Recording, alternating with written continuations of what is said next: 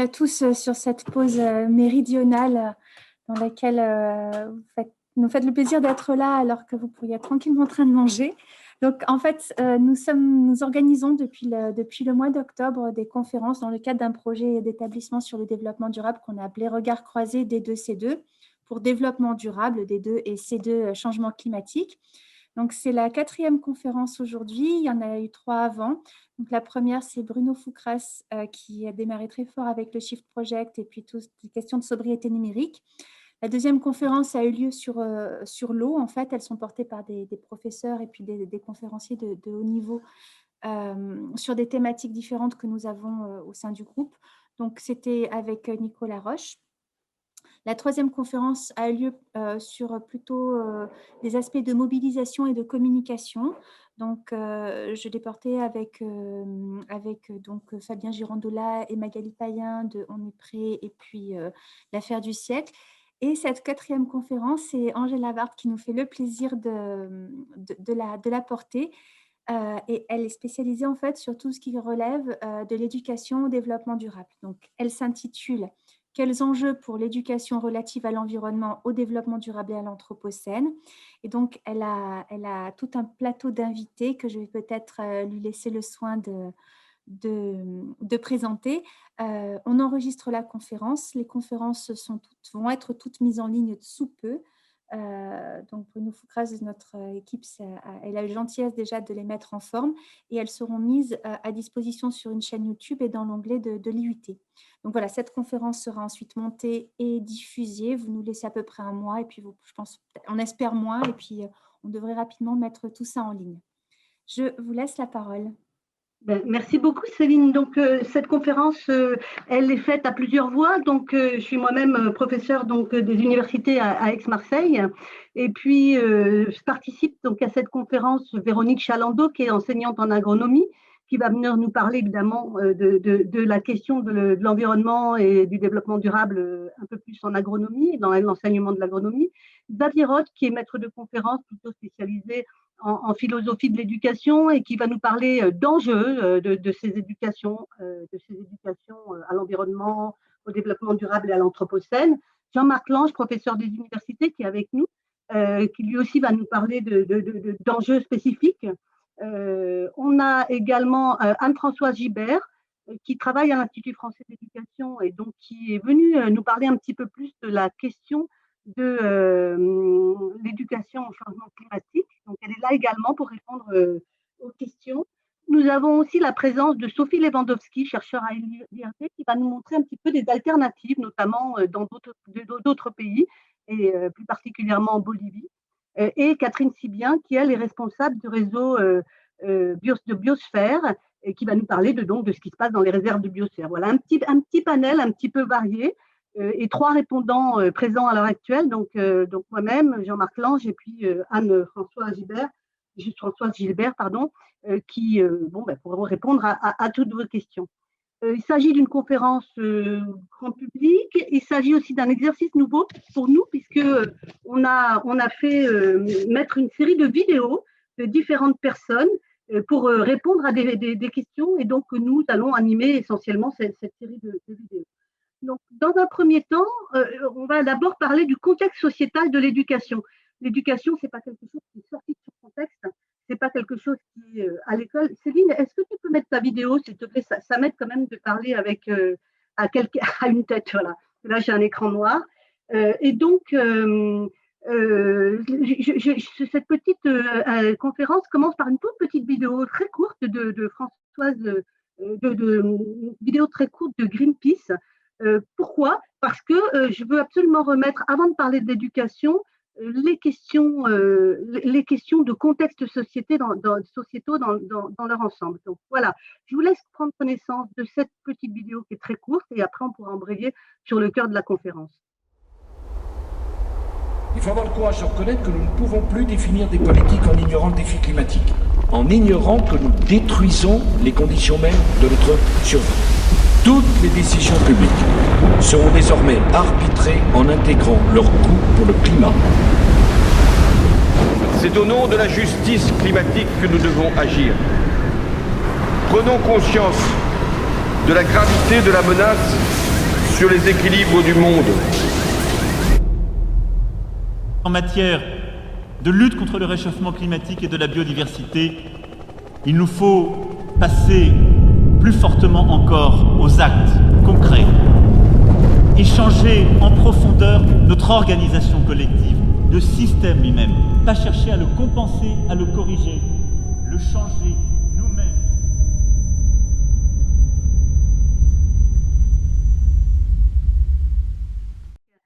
Et donc, pourquoi est-ce que j'ai fait passer cette vidéo? Finalement, j'ai fait passer cette vidéo parce que il est absolument impératif et nécessaire de replacer les problèmes de société tels qu'ils soient, et non, nous ici, les problèmes environnementaux, dans un cadre plus global, c'est-à-dire leur réponse citoyenne et militante, leur réponse institutionnelle globale, leur réponse éducative et les réponses des sphères professionnelles. Donc, je vais vous passer encore une fois une petite vidéo qui parle de cette partie-là.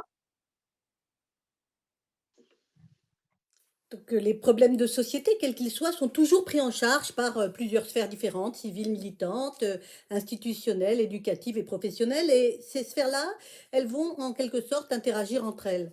Donc, dans le cas qui nous concerne, donc d'éducation relative à l'environnement, eh bien, les prises de conscience environnementale se construisent d'abord dans les nombreuses mobilisations concomitantes, et puis elles s'institutionnalisent petit à petit à travers les politiques de développement durable et s'inscrivent in fine dans la société civile et les sphères éducatives et professionnelles. Je vais un petit peu revenir là-dessus. Donc, au départ, dans les années 60, ce sont les réseaux de naturalistes tels que les ornithologues, les paléontologues, les botanistes, etc., qui dominent et puis qui se mobilisent finalement pour partager la nature avec les jeunes, souvent dans le cadre d'éducation populaire. Et ça, c'est ce mouvement-là qui finalement inaugure les premières éducations relatives à l'environnement. Dans les années 70, ça évolue un petit peu, c'est le temps des premières marées noires et autres scandales environnementaux. Ça va de pair avec les mouvements post-68 de retour à la nature, rejet de sociétés de consommation et de la politisation de l'impact anthropique de l'homme sur la nature. Les mobilisations environnementales collectives font prendre en charge les limites de la croissance et du coup, cela change la nature des éducations relatives à l'environnement qui devient plus politique. Le RE se construit donc, l'éducation relative à l'environnement, donc dit ERE, se construit donc au cœur de l'engagement citoyen. Il se diffuse dans les réseaux militants, dans les réseaux associatifs, qui se structurent petit à petit. On va citer par exemple les CPIE. Le premier a été mis en place en 1972, ou alors le réseau École et Nature qui ouvre au départ le départ d'un large réseau en 1983. À la fin des années 80, changement de paradigme, il y a une institutionnalisation qui débarque via les politiques internationales du développement durable. Donc, il va y avoir une série de conférences, Stockholm en 72, Rio en 92, etc., etc. Il y en a toute une série qui vont finalement faire prendre en charge le problème environnemental par la sphère civile et éducative partout dans le monde, mais selon des valeurs qui lui sont propres, qui sont propres aux institutions internationales, et on va y revenir tout à l'heure. Donc, qu'est-ce qui se passe? Bien, finalement, l'éducation relative à l'environnement s'efface petit à petit au profit de l'éducation au développement durable, sous l'impulsion de la décennie de l'UNESCO 2004-2014 de l'éducation au développement durable, puis de la feuille de route de l'ONU présentant les 17 objectifs du développement durable en 2015 et son cadrage éducation globale 2030. Voilà un petit peu le cadrage général. À ce moment-là, les réseaux d'éducation relative à l'environnement, dont on parlait tout à l'heure, eh bien, perdent beaucoup de leurs fonctions militantes et se professionnalisent pour la plupart en répondant aux appels à projets des politiques normatives du développement durable. On y reviendra là aussi un petit peu plus tard.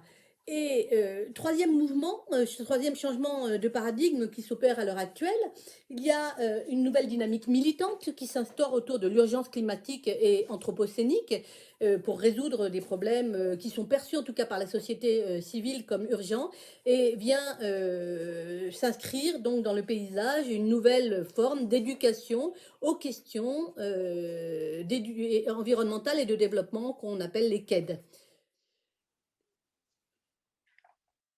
Voilà, donc je passe à la diapositive suivante qui montre un petit peu comment se lie finalement cette question d'éducation avec les politiques internationales, avec les politiques des collectivités, des entreprises. Donc là aussi, une petite intervention vidéo, puis après on montrera quelques exemples. Donc, on l'a compris, donc les éducations relatives à l'environnement et au développement durable se construisent d'abord dans les réseaux militants et citoyens, et puis s'institutionnalisent dans les politiques internationales du développement durable, puis in fine se diffusent dans la société civile. Donc, on va voir comment est-ce que ça se perd maintenant. Donc, vous le voyez en haut de la diapositive que le cadrage de la sphère politique internationale par l'ONU, qui va finalement diffuser dans la société civile et dans l'enseignement. Et puis, à partir de là, on va avoir une diffusion dans toutes les sphères locales, mondiales, hein, qui va s'opérer. On va voir comment et de quelle manière. Et in fine, on a les réactions de la société civile. C'est la phase un petit peu dans laquelle nous sommes maintenant en 2021. Donc, comment est-ce que ça s'opère concrètement? Donc, un cadrage politique des textes qui sont édités par l'ONU, l'UNESCO et les instances internationales. Nous, dans notre cas, il s'agit des stratégies européennes de développement durable et des stratégies nationales du développement durable. Et celles-ci fixent un petit peu la diffusion de curricula ou de programmes spécifiques nationaux dans tous les États d'Europe et du monde, et a fortiori dans l'enseignement français. Il s'opère la même chose du côté des collectivités territoriales avec les agendas 21, les projets de territoire pareils, ou bien encore dans la société civile type entreprise, par la diffusion de subventions aux associations sur des projets bien spécifiques, la diffusion de subventions aux ONG, et puis bien sûr la célèbre RSE, donc responsabilité sociétale des entreprises. Je vais passer à la partie 2. Donc, maintenant qu'on a fait un petit peu le cadrage global de ces éducations, donc je vais vous parler un petit peu des différents courants éducatifs qui sont dedans. Et donc, on l'a compris, ces courants éducatifs, ils suivent les enjeux de l'actualité. Donc, les enjeux de l'actualité, donc les courants éducatifs, on va y venir. Il y a d'abord le RE, l'éducation relative à l'environnement, puis le DD, l'éducation au développement durable, et puis un petit peu plus tard, l'éducation à l'anthropocène qui se superposent. Et puis là aussi, il y a des référentiels éducatifs qui se suivent. Et là, encore une fois, il faut m'écouter. Et après, je passe aux autres collègues. Les référentiels éducatifs suivent les enjeux de l'actualité, finalement, les enjeux de l'actualité concernant la prise en charge de l'environnement et du développement dans les questions de société.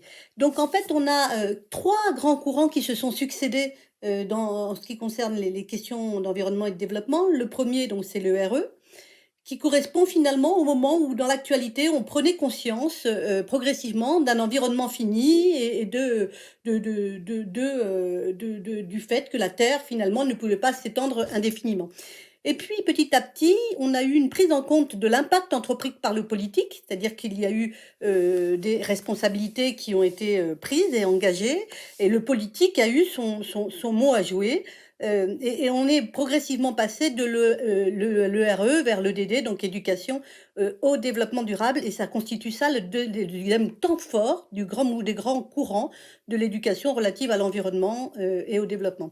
Petit à petit, on est donc arrivé à la problématisation des enjeux locaux sous la forme d'énoncés environnementaux globaux, alors toujours sous la politique des développements durables. Et puis, dans la dernière période plus récente, on a la remobilisation populaire assez prégnante autour des urgences climatiques et de l'anthropocène. Et du coup, on retourne à une éducation plus large que le DD et plus large que le RE, qui est une éducation, ou EQED, éducation aux questions d'éducation, d'environnement et de développement. Voilà. Ou alors qu'on appelle également éducation à l'anthropocène selon la façon dont c'est formalisé. Donc, je vais laisser la parole maintenant à Jean-Marc Lange, qui est présent et qui pourra répondre aussi également à des questions s'il y en a, et qui va nous parler de la question de l'anthropocène, en fait, plus précisément, et de ce qu'elle peut donner dans les questions environnementales. Tout à fait. La question de l'anthropocène est aujourd'hui une question centrale sur le plan sociétal et sur le plan éducatif.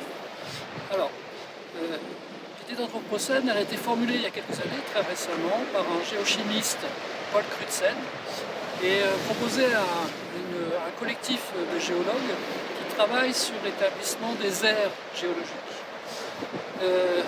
Cette question n'est toujours pas résolue scientifiquement, mais la proposition est la suivante. L'activité humaine aujourd'hui ne transforme pas simplement le monde dans lequel nous habitons, c'est-à-dire la dimension humaine de l'organisation sociale sur la planète, mais aussi non seulement le géosystème, c'est-à-dire la Terre dans son fonctionnement, mais également la Terre en tant que planète. Pour comprendre cela, il faut remonter à l'origine de l'idée que l'on doit aussi à un géochimiste qui s'appelait Vernadsky au début du XXe siècle et qui a décrit le système Terre comme étant composé de différents compartiments. L'atmosphère, ce qui m'entoure et ce qui est au-dessus de nous. La géosphère, c'est la partie géologique, le sable sur lequel on est là tout de suite. L'hydrosphère, composée essentiellement des océans, par exemple. Et le dernier compartiment, c'est la biosphère. Je fais partie de la biosphère. Le tronc d'arbre sur lequel je suis fait partie de la biosphère. Et ce coquillage, ces algues, ces pontes font partie de la biosphère. Et Vernadsky a l'illumination absolument géniale en posant l'idée qu'il y a aussi la noosphère, c'est-à-dire l'activité de nos pensées humaines, et la technosphère qui sont mélangées, c'est les produits de l'activité humaine.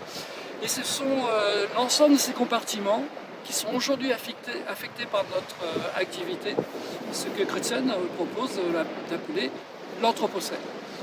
L'anthropocène pose la question des limites planétaires et des défis principaux qui se posent à nous suite à l'influence et à l'impact que l'on a sur l'ensemble de ces compartiments planétaires.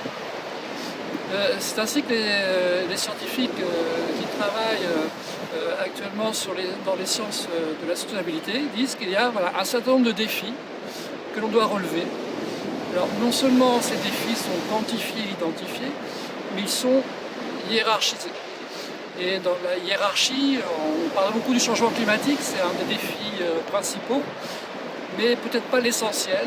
Il y a d'autres défis qui sont encore plus prégnants et plus urgents, comme celui de l'érosion intense à laquelle nous assistons sur la biodiversité, ou encore la perturbation des cycles géochimiques planétaires qui deviennent encore plus abstraits et difficiles à comprendre comme cela intuitivement.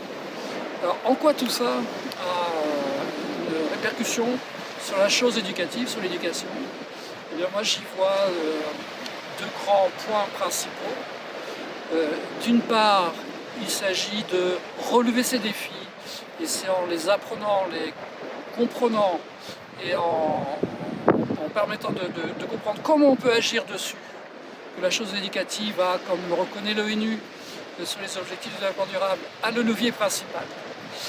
Et la deuxième implication que j'y vois, c'est qu'on ne peut plus penser les choses de façon séparée, comme on faisait auparavant en éducation à l'environnement, en prenant tel ou tel problème de pollution, etc. Aujourd'hui, on est confronté à un ensemble de défis qui sont tous interreliés. Et pour relever ces défis, on a besoin de développer une pensée systémique qui apprend à relier les choses et à les penser les unes avec les autres, en même temps que les autres, et non pas de façon indépendante. Voilà ce que je pourrais dire sur cette question de l'anthropocène. Merci donc Jean-Marc.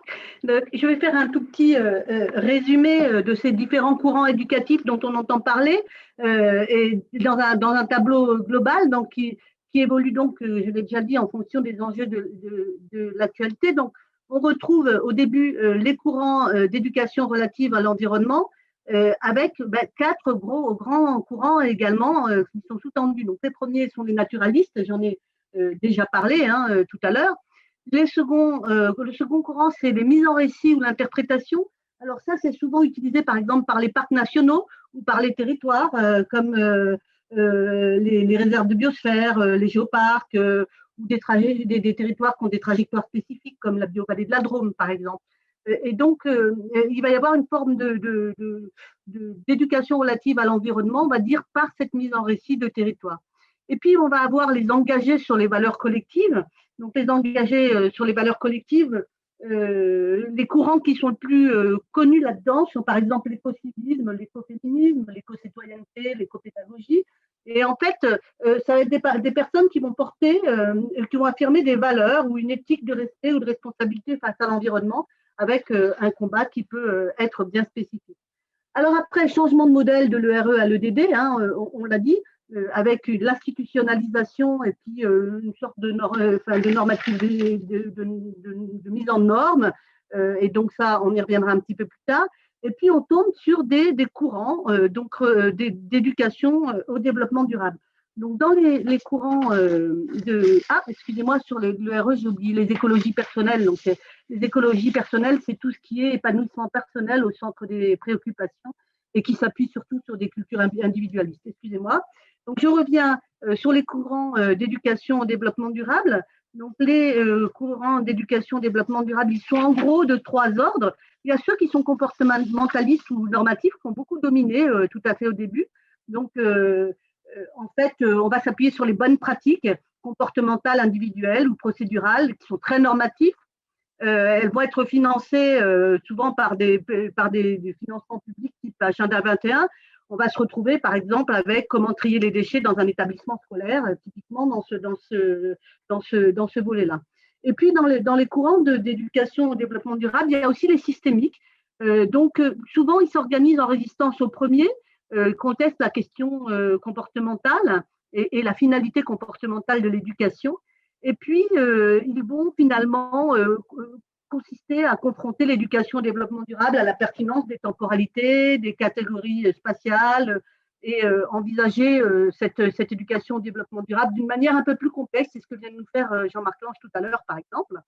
Et puis, on a un courant plus critique qui lui aussi vient en résistance par rapport au premier, mais dont la finalité renvoie plus particulièrement à la question de la justice sociale.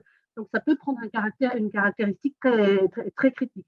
Donc, de nouveau, on a un changement de paradigme qui passe de l'EDD au KED, ou de l'EDD aux éducations relatives à l'anthropocène. Et là aussi, on sort de l'institution telle qu'il était dans l'EDD et on se retrouve dans 2 grands courants, on va dire différents. L'un qui est plus ciblé sur éducation à l'anthropocène et l'autre qui serait plus ciblé sur l'éducation politique, finalement. Vous avez une sorte de politisation de cet ensemble d'éducation à l'environnement vers une réflexion qui est plus globale et plus politisée, on y reviendra. Et puis, là-dedans, il y a des sous-familles multiples qu'on voit apparaître. Donc, j'en cite quelques-unes sans donner trop de détails, hein, qui sont l'éducation à la biodiversité, l'éducation au territoire, l'éducation au risque, l'éducation au patrimoine, l'éducation aux produire autrement, l'éducation à la citoyenneté environnementale, l'éducation au changement climatique, etc. etc. Donc là, dans la diapositive suivante, je vais surtout aborder la question du changement de paradigme et de l'évolution entre 1960 et 2020 et ce qui s'est passé de nouveau. À travers l'évolution des courants éducatifs entre 1970 et 2020, eh bien, on voit qu'on a des changements de valeurs et on a des changements finalement de finalité éducative ou de visée éducative. Ce qu'on pourrait dire de manière très schématique, c'est que finalement, le modèle militant des années 70 autour de l'ERE, qui avait une visée de partage de la nature, d'une visée émancipatrice des jeunes, beaucoup à travers l'éducation populaire, s'est transformé petit à petit, à travers le DD, en modèle professionnel, en modèle à visée éducatif comportementaliste ou normatif, et puis ensuite, plus tard, en modèle gestionnaire à visée développementaliste, notamment développement, on va dire, des territoires, mais dans un sens relativement capitalistique, on va dire.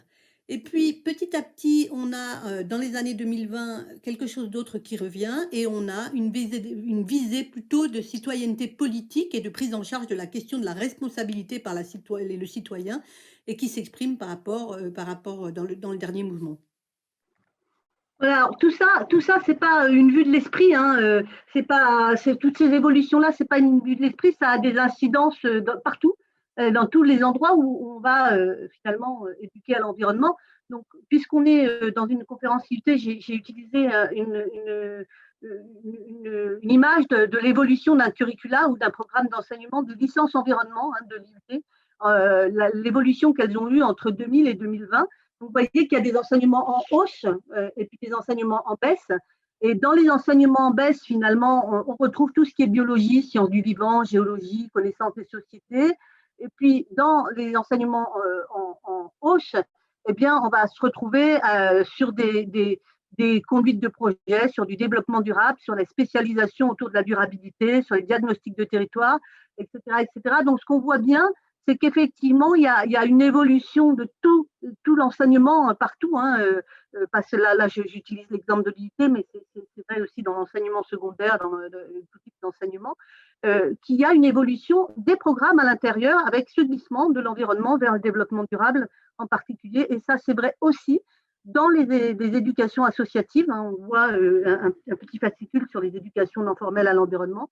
Il y a effectivement ce glissement de contenu d'enseignement qui s'opère doucement. Donc voilà, tout ça, c'est pas très théorique, c'est très très pratique. Et puis là, j'ai tenté de faire une petite mise en perspective hein, de ces questions éducatives à travers de l'implication des trois grandes sphères, la sphère militante ou la sphère institutionnelle et la sphère productrice de savoir savant, donc la partie recherche. Et j'ai tenté de replacer ces courants éducatifs là-dedans pour tenter de voir ce qui se joue quand on enseigne en fait. Dans le petit schéma qui vous est présenté ici, vous voyez l'ensemble des courants qu'on a survolés tout à l'heure. Et vous voyez que ces courants, ils sont selon les moments, selon leur nature, selon la finalité qu'ils défendent, selon leurs valeurs, plus proches soit de la sphère militante, citoyenne, expérientielle, soit plus proches de la sphère institutionnelle et politique au sens politique des États, quoi. Et puis, soit plus proche de la sphère productrice des savoirs savants, des universités et de la recherche. Donc, comme vous le voyez dans ce petit schéma, les différents courants, bien sûr, s'entremêlent, interagissent, mais il y en a qui sont très fortement portés par l'un ou l'autre, l'une ou l'autre des sphères. La sphère comportementaliste, par exemple, et normative, elle est très portée par la sphère institutionnelle puisqu'elle est appuyée sur les dispositifs qui sont mis en place, notamment de développement durable, et sur la façon dont elles vont pouvoir diffuser. Alors, bien sûr, la sphère militante et la sphère productrice des savoirs savants s'en emparent aussi. Mais d'un autre côté, et les naturalistes, par exemple, sont à mi-chemin entre la sphère militante et puis la sphère productive des savoirs savants, tandis que les éducations aux politiques, telles qu'elles sont à l'heure actuelle, sont des éducations plus proches de la sphère productive des savoirs savants, en liaison avec la sphère militante et citoyenne. Voilà, donc je vais passer sur la troisième partie qui est finalement toutes ces éducations dont on parle là. Je fais un petit peu un panorama historique, mais ils s'opèrent sur des lieux multiples, selon des modalités multiples, et c'est un petit peu là-dessus que je vais arriver maintenant dans cette nouvelle partie. Les lieux d'éducation et les modalités d'éducation des CED donc, sont multiples. Bien sûr, le premier lieu connu, c'est le système éducatif formel. Le système éducatif formel, eh bien, il intègre les questions environnementales et les questions de développement durable au travers de circulaires divers et variés. La première étant celle de 1972, qui finalement émane du ministère de l'Environnement et qui demande au ministère de l'Éducation nationale d'inciter à faire le lien entre l'environnement et l'enseignement. Et puis toute une série de circulaires, comme la circulaire Abi en 1977, les protocoles d'accord entre les ministères de l'Environnement et de l'Éducation en 83-93, les circulaires divers et variés permettent donc de mettre en place tous les enjeux de l'actualité à l'école. Ce faisant, eh bien, il l'instaure de manière normative, avec des valeurs qui sont normatives et selon des orientations politiques qui sont donc de sociabilisation, on va dire, dominante. Ensuite, vous avez un deuxième grand lieu et modalité d'éducation liée aux quêtes qui sont l'éducation non formelle.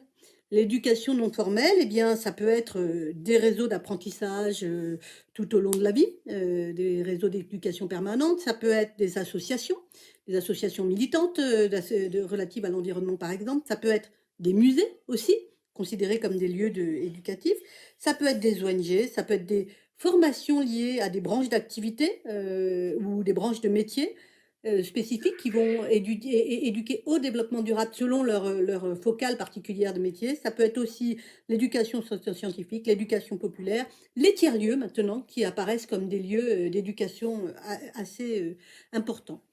Et puis, vous avez, par rapport à ces systèmes bien connus, c'est-à-dire le système formel qui instaure le normatif et le système non formel, tous les lieux dont j'ai cité, qui est à la fois à cheval entre le militantisme et la professionnalisation, j'en ai parlé tout à l'heure, eh bien, nous avons aussi d'autres processus qui se déroulent. Et les processus, je vais en parler maintenant, ils sont au moins de 3 ordres. Le dépassement du scolaire par les éducations A et les problèmes que ça pose, l'hybridation entre les différentes éducations formelles et les différentes éducations non formelles, je vais en parler aussi, et puis finalement la façon dont les territoires sont concernés eux-mêmes par l'éducation. Bon, je vais finir donc moi-même. Donc il y a la question du dépassement de scolaire par les éducations A et les problèmes qui sont posés finalement. Dans le scolaire, on a des disciplines et puis ces éducations à l'environnement, par exemple, ou à l'anthropocène, eh bien, elles permettent quelque part de dépasser les disciplines et sans les oublier parce qu'elles sont très importantes, mais elles permettent de poser des problèmes de société directement et puis de les traiter comme tels, éventuellement en écologisant les disciplines elles-mêmes. Et puis, cet ensemble, eh ben, il permet finalement d'hybrider les contenus d'enseignement par des partenariats, par exemple, entre l'éducation et le territoire qui n'avaient pas lieu jusqu'à présent et puis qui, dans ce cadre-là, eh bien, s'opèrent de manière de plus en plus forte. Donc, il y a un changement de la forme scolaire dans cette direction-là. Et puis, on retrouve aussi à l'autre bout de la chaîne la question des territoires comme acteurs éducatifs qui deviennent finalement pourvoyeurs de nouveaux contenus et qui vont eux-mêmes s'insérer à l'école dans les lieux d'éducation non formelle. On parle même de concepts tels que les territoires apprenants. Donc, je vais laisser la parole à Catherine Sibien, qui, elle, travaille sur les réserves de biosphère et qui va nous expliquer un petit peu dans un lieu d'éducation non formelle, donc ici les réserves de biosphère, comment se déroulent les éducations relatives à l'environnement, ou en tout cas comment elle le voit.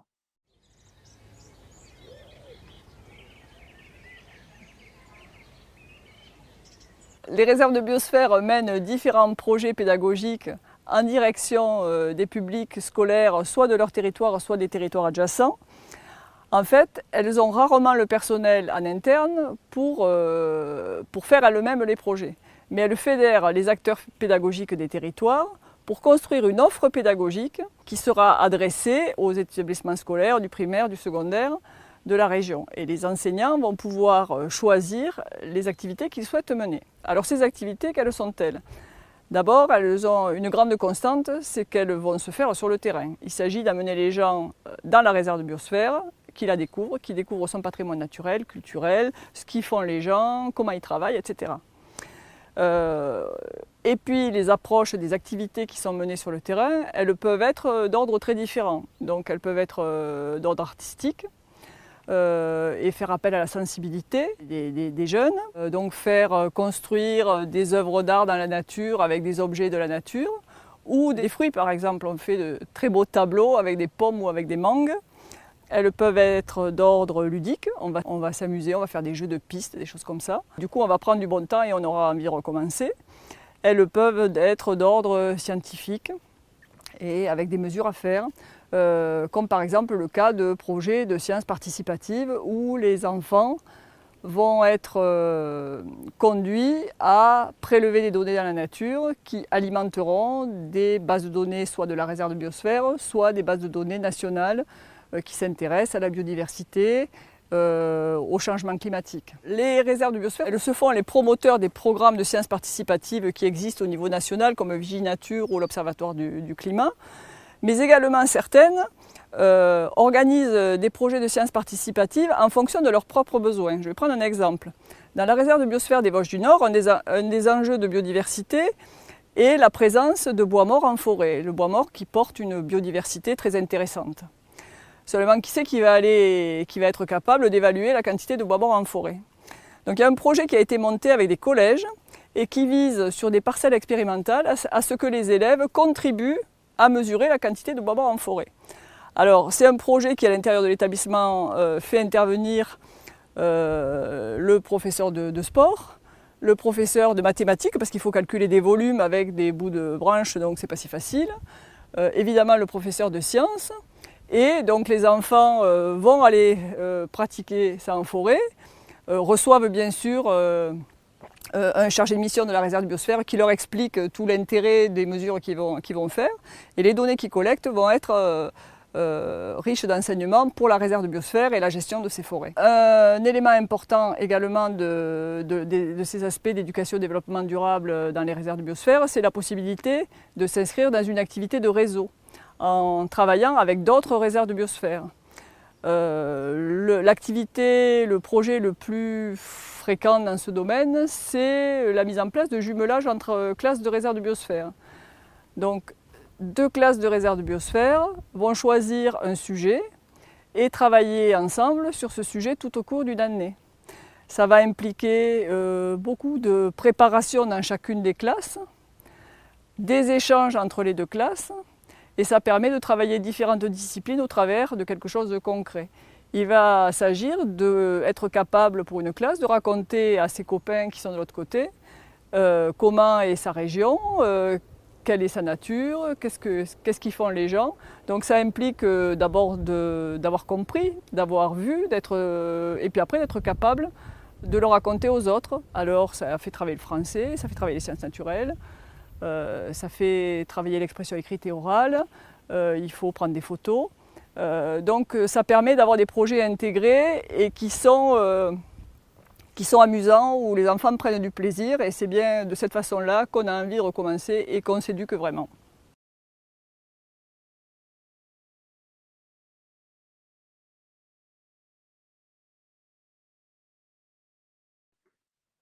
Voilà, donc il y a également tout un tas d'autres initiatives, hein, notamment autour des cités éducatives, des territoires apprenants, des tiers-lieux. Il y a beaucoup d'émergence. Je m'interroge un petit peu sur le temps, je crois que je ne vais pas trop insister là-dessus parce que j'ai encore quelques diapos. Et donc simplement savoir que ça existe et que les renseignements, vous pouvez les prendre directement donc sur Internet. Et je vais plutôt passer là, maintenant, sur la question des enjeux de ces éducations qui sont multiples, en laissant la parole donc, à tous les collègues qui ont parlé de ce qui leur paraissait important dans ces enjeux. Donc, je laisse d'abord la parole à Jean-Marc Lange qui va nous parler des enjeux éducatifs, soit en termes d'amélioration, soit en termes de transformation du monde, en quelque sorte. Et donc, je lui laisse la parole. La question demandée est celle des stratégies d'éducation au développement durable. Il me semble que pour identifier les stratégies possibles et pertinentes, il faut d'abord revenir au pluriel développement durable et aux 2 modalités qui sont en tension, voire en compétition, entre une modalité de soutenabilité dite faible, qui donne la primauté à la technique pour résoudre et faire face à nos défis, et la soutenabilité forte qui inclut une stratégie de transformation. Regardez, il y a en fait 4 stratégies possibles par rapport au développement durable. une stratégie d'amélioration très technicisée, basée sur la géo-ingénierie, l'éco-ingénierie et d'autres mécanismes de ce type. Une stratégie d'atténuation des défauts de durabilité les plus importants. Une stratégie d'adaptation en fonction de certains défis, le défi climatique, etc.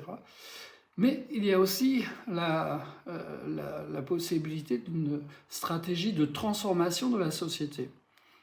Qu'est-ce que cela donne au niveau du principe éducatif? Eh bien, on se retrouve avec, là encore, deux stratégies en tension et opposées. Un principe d'éducation faible, dans lequel il s'agit surtout d'atténuer et d'apprendre à atténuer les effets les plus négatifs du développement auquel on est confronté, jusqu'à une stratégie forte qui vise à la fois l'adaptation ou à la transformation. Par contre, si on se place du côté de la formation d'ingénieurs, la formation de techniciens, etc., là, cette fois, le curseur se déplace dans l'autre sens. Il s'agit davantage d'apprendre à améliorer les techniques existantes et d'atténuer les effets les plus négatifs de nos développements. Voilà. Et donc, en fait, la question de l'éducation, de la formation, du développement durable, qui sont en tension de façon contradictoire entre le faible et le fort, dans lequel on doit choisir, en fait, quelle est la meilleure stratégie, non seulement en fonction du défi, mais également en fonction de l'objectif d'éducation ou de formation auquel on est confronté. Voilà, donc on l'a compris, il y a un renouvellement des questions éducatives là-dedans, puisque on a une diversité de positionnements politiques, c'est le schéma que vous avez là au milieu, et finalement, toute cette prise en charge par l'éducation des problèmes sociétaux, ici environnementaux, rediscute finalement le partage entre la fonction d'instruction centrée sur les savoirs et la fonction d'éducation centrée sur les valeurs à transmettre. Donc, il y a énormément de débats là-dessus. Je ne vais pas rentrer dans les détails parce que le temps manque un petit peu, mais je voulais aussi attirer votre attention sur le dictionnaire critique des enjeux et concepts des éducations A, dans lequel tout ça est assez bien explicité. Et puis là, je vais en profiter pour donner la parole à Xavier Roth, qui lui est philosophe de l'éducation et va nous parler d'une autre manière de cette question d'éducation forte et faible. Écoutons-le. D'un point de vue philosophique, l'éducation au développement durable me semble soulever au moins une question qui relève de la philosophie morale et politique. La question de la légitimité à intervenir dans la vie des autres au nom du développement durable. Jusqu'où peut-on légitimement influencer les choix de nos semblables? Quand l'éducation s'arrête-t-elle? Quand l'éducation laisse-t-elle sa place à de l'endoctrinement ou de la normalisation? Tels sont en somme les quelques points que je souhaiterais développer ici brièvement. Alors, traditionnellement, on justifie d'éduquer les jeunes enfants par un idéal d'émancipation et d'autonomie rationnelle. L'argument est simple, souvenez-vous de Platon et de son allégorie de la caverne. Il repose sur l'idée que le savoir nous libérerait progressivement de notre condition primitive, nous émanciperait donc, en nous montrant le monde de manière toujours plus riche et plus complexe. Comparé à cette conception dite libérale de l'éducation au développement durable, elle, n'a pas prioritairement pour objectif l'émancipation par le savoir, mais la modification des comportements, voire leur normalisation. Par l'éducation au développement durable, les gouvernements cherchent en effet à persuader leurs citoyens de réduire leur consommation d'énergie, en recourant par exemple aux énergies vertes, de faire attention aux produits qu'ils achètent, en privilégiant par exemple les circuits courts, de voyager en transport en commun plutôt qu'en voiture individuelle, sauf si on fait du covoiturage, etc. Par où on voit que tous ces comportements qui relevaient hier de la vie privée et de la liberté individuelle se trouvent aujourd'hui propulsés sur la place publique pour y être discutés et jugés en fonction de la norme de plus ou moins grande durabilité. Mais de quel droit intervient-on à ce point dans la vie des autres? Sur quel fondement s'appuie-t-on pour disqualifier des comportements et légitimer ce qui peut alors s'apparenter à une vaste entreprise de normalisation? Compte tenu de la gravité et de l'urgence des problèmes climatiques, on comprend bien que l'éducation au développement durable puisse comporter une très forte dimension normative. Mais d'un autre côté, il ne faudrait pas que l'éducation au développement durable ne se transforme en entreprise d'endoctrinement. Car en imposant aux personnes qu'on éduque des valeurs auxquelles elles devraient obligatoirement adhérer, n'est-on pas alors en totale contradiction avec l'éducation, dont les idéaux sont l'émancipation et l'autonomie rationnelle? Pour conclure, je dirais que par sa prétention à transformer les comportements existants, l'éducation au développement durable appelle de fait une réflexion philosophique qui vient en retour l'interroger sur ses justifications à intervenir dans la vie des autres. Voilà, notre percutant philosophe qui, en quelques lignes, nous explique le problème. J'en profite pour faire passer un peu de détente, si je puis dire, une petite caricature de Barbouze. Donc, je vous laisse le lire, hein, voilà.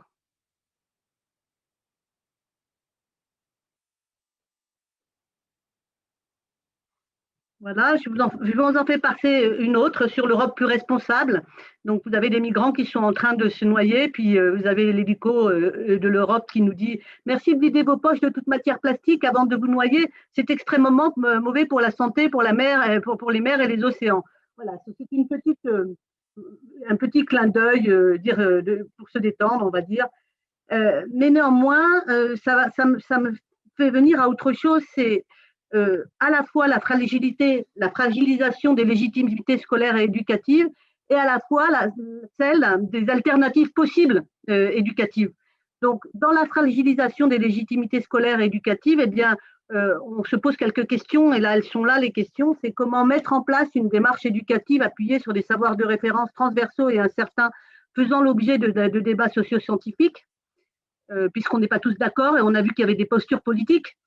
Comment défendre un positionnement de ces éducations à l'environnement, au développement durable, hein, c'est ces petits vocables un peu spécialisés, à visée possiblement émancipatrice face à ceux qui s'autoproclament légitimes pour parler de ces questions, donc les religions, les partis politiques, les associations, parce qu'ils sont précisément définis par des valeurs d'engagement. C'est la deuxième question qu'on peut se poser. La troisième, alors plus scolaire celle-là, c'est comment redéfinir la place et le rôle de l'enseignant recruté sur la base de son cursus universitaire, disciplinaire, quand on lui demande de se placer dans une démarche interdisciplinaire et politique en plus, et d'agir dans un sens que l'éthique professionnelle lui interdit la plupart du temps, c'est-à-dire d'influencer les comportements, voire de ne pas être neutre au sens républicain du terme. Donc voilà pour les questions. Et donc ça nous amène quand même à la question des alternatives possibles.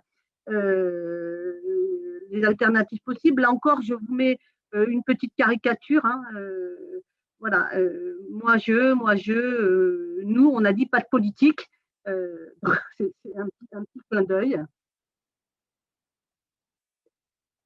Alors, et ensuite, je vais passer la parole d'une part à Sophie Lewandowski qui va nous montrer quelques alternatives possibles, tant mieux, mon ordinateur revient après voilà.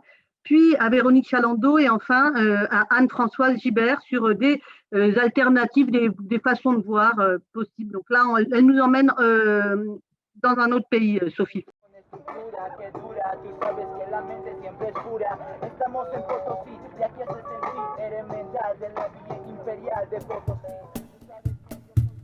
El concepto que se fue produciendo en Huarizata era que en primera instancia, los indios tenían que liberar su conciencia.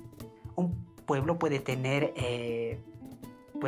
palos, armas, cañones, pero si no tiene educación, es un pueblo desarmado.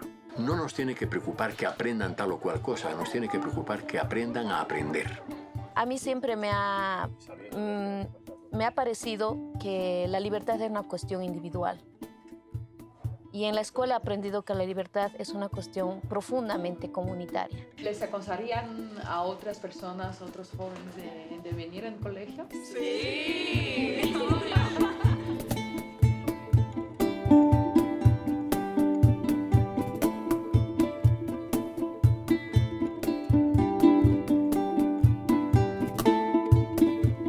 Ellos aprenden la importancia y la riqueza que tienen en su propio entorno. Y ellos nos enseñan muchas cosas a cuidar el bosque, no machetear a los árboles, porque ellos sienten dolores.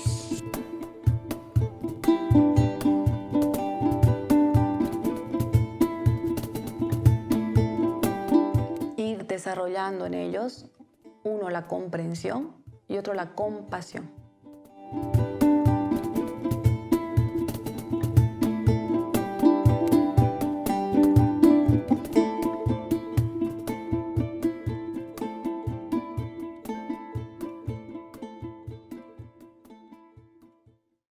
Voilà, alors je vais assez vite à Véronique Chalandot, qui, elle, travaille dans l'enseignement agricole et va nous expliquer quelles sont les incidences finalement de la durabilité dans l'enseignement agricole.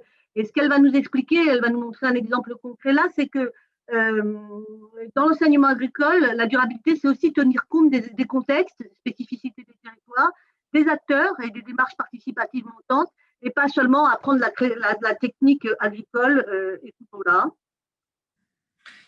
Éducation au développement durable, comment éduquer au produire autrement. Prenons l'exemple du lycée agricole de Carpentras, le LECTA Louis Giraud, où le modèle éducatif mis en place semble donner du sens dans l'éduquer à produire autrement via l'enseignement de l'agroécologie en filière agricole. Pour cela, présentons les acteurs de ce modèle. Des institutions au corps du lycée agricole, ainsi que les agropaysans présents sur le territoire de Carpentras et du Ventoux. Puis, maintenant, voyons les actions mises en place par les différents partenaires autour de la notion d'agroécologie. On peut visualiser en jaune les institutions, en marron ce qui correspond au lycée, en bleu ce qui est autour de l'exploitation agricole et en vert autour donc des agropaysans. Enfin, plaçons les interactions observées reliant les différents acteurs. Les voici pour les institutions, pour l'exploitation agricole, les liens qui vont relier l'enseignement de l'agroécologie avec les travaux d'études, et enfin, les liens qui vont unir les agropaysans au reste des acteurs. Pour terminer, nous pouvons donc observer, comme à l'image d'un écosystème, que les acteurs interagissent de façon complexe, de façon à la fois descendante et montante, entre les top-down et les bottom-up, soit entre les acteurs décisionnaires et les acteurs de terrain. Ainsi, dans les éducations au développement durable, voici un exemple du comment produire autrement en situation d'apprentissage de l'agroécologie dans un lycée agricole bien ancré dans son territoire. Voilà, donc Anne-Françoise Gibert qui va donc, elle, nous parler un petit peu de la question du changement climatique. Et après, on passera aux questions. Pourquoi le sujet le plus important du monde ne fait presque jamais la une des magazines français? C'est la question que posait Acrimed, l'Observatoire des médias, au moment de la COP21. Et on peut toujours se la poser. À cette époque, les 195 pays rassemblés lors de cet événement se sont engagés dans l'accord de Paris à prendre les mesures politiques nécessaires pour limiter l'augmentation des températures à 2 degrés. L'insertion des enjeux climat dans l'éducation est aussi un enjeu politique. Elle a été mise à l'ordre du jour à la suite des grèves du climat. Et depuis 2018, plusieurs organisations étudiantes défendent cette idée. C'est sans doute à la suite de cette émergence qu'un groupe de travail sur l'insertion des enjeux de la transition écologique dans le supérieur, présidé par le climatologue Jean Jouzel, a été mis en place en janvier 2020 et devrait bientôt rendre ses conclusions. Le collectif Forte a rédigé l'année dernière le manuel de la grande transition pour viser à former, pour transformer et insérer également ces enjeux climat dans l'éducation. Mais faut-il vraiment que tous les étudiantes et les étudiants se forment aux enjeux climatiques? Il fut un temps où l'on poussait les jeunes à faire ces humanités. On considérait alors que se confronter aux grands textes, latins et grecs, permettait de devenir soi-même et armait pour la vie. Aujourd'hui, on peut considérer que la connaissance des enjeux climatiques constitue les nouvelles humanités. Il s'agit toujours de devenir soi-même et se préparer au futur. Faisons un petit tour par la philosophie de Lumière en nous aidant des 3 questions fondamentales posées par Kant, philosophe allemand du XVIIIe siècle, pour bien prendre en compte cette les enjeux de cette connaissance, les enjeux de cette formation plutôt. La première question de Kant est « Que puis-je savoir ?» À ce sujet, les rapports du GIEC sont éloquents. Les activités humaines ont une action prépondérante sur l'évolution du climat. C'est un phénomène complexe et les scientifiques appréhendent ces connaissances avec des scénarios et des critères probabilistes parfois difficiles à comprendre. S'il est indispensable de connaître les effets, les causes et les responsabilités, il existe aussi des savoirs sur la possibilité d'atténuer ce changement climatique et s'y adapter. Justement, la deuxième question de Kant est « Que dois-je faire ?» Comment faire des choix d'existence éclairés par la connaissance et par des critères éthiques, comme celui de la place laissée à l'autre dans l'espace et le temps? Vous connaissez tous la définition du développement durable, du rapport Our Common Future. Le développement durable répond aux besoins des générations présentes sans compromettre ceux des générations futures. Mais quel regard critique puis-je exercer sur mes besoins et les besoins générés dans notre société? J'aime beaucoup le schéma que l'on trouve dans le manifeste Négawatt, qui distingue les besoins nécessaires des besoins superflus et établit une progression depuis les besoins vitaux jusqu'aux besoins nuisibles, en passant par les besoins essentiels, indispensables, utiles, accessoires, futiles, extravagants et inacceptables. Enfin, la dernière question, fondamentale au regard de notre quotidien, est « Que m'est-il permis d'espérer ?» Cette question de l'espérance est à mettre en résonance avec les deux premières, le savoir et l'action. Elle aborde le fait de vivre, comme disent les peuples premiers en Amérique latine, vivre une vie bonne, le buen vivir. Ce peut être développer les 4 R dont parle James Bendel dans son livre Adaptation radicale. La résilience, le renoncement, mais surtout la restauration et la réconciliation. En sciences de l'éducation, les travaux des didacticiens montrent que l'intégration des enjeux climatiques faut que je partage mon écran. En sciences de l'éducation, donc, les didacticiens montrent que pour bien enseigner le changement climatique et ses enjeux, cela nécessite plusieurs dispositifs pédagogiques. En effet, on ne peut se satisfaire d'un enseignement magistral. Il faut faire appel à des investigations scientifiques ou des enquêtes de terrain, pouvant aller jusqu'à des propositions d'amélioration sur des territoires de vie. Ce peuvent être des jeux de rôle, interrogeant la façon de gérer l'environnement, ou encore des débats à partir de données contradictoires, comme l'impact carbone de nos déplacements ou de notre alimentation. Ce peuvent être aussi des ateliers prospectifs pour construire des scénarios d'avenir.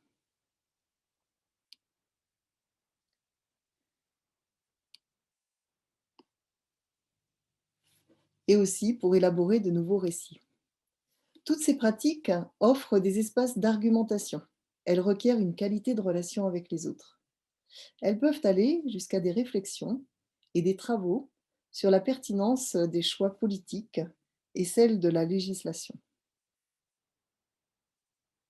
Nous vivons un moment essentiel dans la prise de conscience de l'urgence climatique. Cette prise de conscience généralisée constitue un point de basculement qui peut être salutaire. Face à l'urgence climatique, Paul Hawken a réalisé avec une coalition de scientifiques le projet Drawdown. Comment inverser le cours du réchauffement planétaire? Elle et il listent 80 solutions classées par ordre d'efficacité.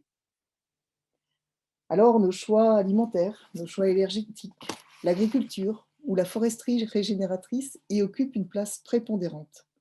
Les chercheurs ont identifié également l'importance de l'éducation des filles. Lors d'une présentation de son projet, Paul Ocon nous dit « Nous faisons partie d'un mouvement puissant, que chacun de nous peut percevoir. Un mouvement non violent, sans idéologie centrale et très diversifié. Il faut envisager le réchauffement comme une évolution positive qui nous encourage à changer et à réimaginer tout ce que nous faisons. Nous entrons dans un monde différent. » Merci de votre attention. Merci beaucoup. Voilà, on a tenté de faire une série de petites vidéos, on s'est débrouillé un peu comme on pouvait avec ce qu'on savait faire. Et donc, bon, il n'est pas très tôt, mais on peut encore y avoir peut-être quelques places aux questions, ou est-ce que c'est en train de partir doucement parce qu'on arrive au bout? Merci Bruno du soutien. Il reste encore du monde. Ouais, c'est pas mal parti là ces derniers temps parce que j'imagine que tout le monde va partir pour 2 heures. Mais voilà. Ouais, moi, je voulais te remercier pour la qualité de ce que tu viens de nous délivrer. Là, j'ai appris énormément de choses et vraiment un grand merci. Quel travail. Et puis, c'était vivant, quoi. Enfin, merci beaucoup, Angela, vraiment. Bah, merci, c'est collectif, hein, comme tu as vu, il y a beaucoup de monde qui est venu alimenter avec des regards un peu multiples et différents. Je remercie tout le monde aussi de la participation à ce petit jeu-là. Moi, j'ai peut-être une question globale, je me permets de la poser comme ça. Donc, c'était tellement riche, on a vu cette généalogie, on a vu cette histoire du développement durable, on a vu aussi la question de l'interdisciplinarité et de l'anthropocène. Y a-t-il beaucoup de choses, en fait? Est-ce que vous pensez que mettre en place aujourd'hui une éducation concrète, pratique et rapide est possible? Jean-Marc, moi je crois.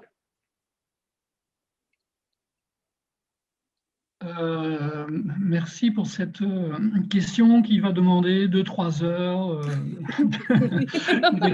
d'exposé. Non, pour dire simplement oui, c'est bien sûr possible, mais à deux conditions. Un, que l'institution continue à jouer le jeu, ce qui n'est plus vraiment le cas actuellement. Et deux, est-ce qu'il y a un effort de formation très important pour les enseignants? Alors, voilà en 2 secondes ce que je peux dire. Alors, Anne-Françoise, oui. Oui, je voulais dire par rapport à l'institution, moi j'ai été sollicitée pour un groupe de travail du CSEN par rapport à l'éducation, climat et biodiversité. Par contre, pour l'instant, dans le groupe de travail, j'ai demandé à ce que vous en fassiez partie, nommément, et je ne pense pas que vous ayez été sollicité pour l'instant. Et ce groupe de travail, pour l'instant, comprend donc 2 climatologues, 2 personnes du Musée national d'histoire naturelle, une philosophe, voilà, et finalement très peu de monde. Et je suis la seule à représenter en quelque sorte, très modestement, puisque je ne suis pas une chercheuse, mais juste une veilleuse, les sciences de l'éducation. C'est pas mal. Oui, bon. C'est déjà pas mal, c'est déjà pas mal. Voilà, là, par rapport à ça, je pense que les enjeux sont tellement énormes et l'inertie, enfin, je ne sais pas bien comment on va pouvoir avancer parce que pour l'instant, d'après ce que j'ai vu, il y avait un seul petit document, c'est essentiellement basé sur les éco-délégués et à mon sens, c'est un épiphénomène, mais bon, voilà. Oui, comme on vient de le voir avec les différents enjeux et différentes personnes qui nous ont raconté des choses sur l'éducation faible, forte, sur le comportementalisme, etc. Effectivement. Voilà. C'est ça. Mais bon, j'espère qu'on va arriver à travailler ensemble sur ce sujet vraiment et qu'on va pouvoir poser des petites et des grands. Avec plaisir. Avec plaisir. Voilà. Bon, peut-être, alors je ne sais pas, il n'y a pas eu beaucoup de questions, en même temps on est arrivé au bout de l'heure, peut-être qu'il y a encore quelque chose qui arrive ou est-ce qu'on clôt Il y a plus de 19 personnes. Non. Est-ce qu'il sera possible de vous recontacter? Moi j'ai une réunion sur la privatisation de l'éducation. Ce qui sera possible éventuellement via Angela. Mince, je ne sais pas si ma connexion est instable. En fait, vous êtes vraiment au cœur de ce qu'on essaie de mettre en place et de voir. Hein. Donc, peut-être on passera par Angela pour éventuellement vous recontacter, vous poser des questions. On essaie de mettre ça en place et c'est vrai que vous avez un train d'avance, quoi. Donc, ça serait bien de pouvoir vous écouter, vous recontacter. Bon, on sollicitera Angela pour ça, en fait. Pas de problème. Je vous propose qu'on termine cette conversation. Peut-être, bon, là, les participants sont en train de partir petit à petit, mais en tout cas sur une note d'espoir sur les possibles, les curricula possibles, hein, la spécialité de recherche de Jean-Marc Lange. Et c'est vrai que ça laisse la place quand même à un certain optimisme quelque part, en dépit d'un contexte politique qui est quand même pas non plus très évident. Voilà. Bien, merci beaucoup. Merci pour toute cette organisation. Et puis, à bientôt, j'espère. Merci, à bientôt. Au revoir. Moi, je me permets de remercier Angela pour tout ce travail et de signifier donc que cette conférence va être, qu'elle peut se poursuivre via, enfin, n'hésitez pas à nous interpeller. Vous avez nos adresses, vous avez nos mails. La prochaine conférence aura lieu sur les questions d'énergie. Et un grand merci à tous les conférenciers qui ont été sollicités, qui ont joué le jeu. Ça nous fait une très belle conférence et avec votre accord, donc que l'on mettra en ligne dès le montage. On vous joindra dès que possible avec la conférence montée. Voilà, merci beaucoup. Merci beaucoup Céline et merci beaucoup Bruno aussi pour le soutien technique. De rien. Bonne journée à tous. Bonne journée.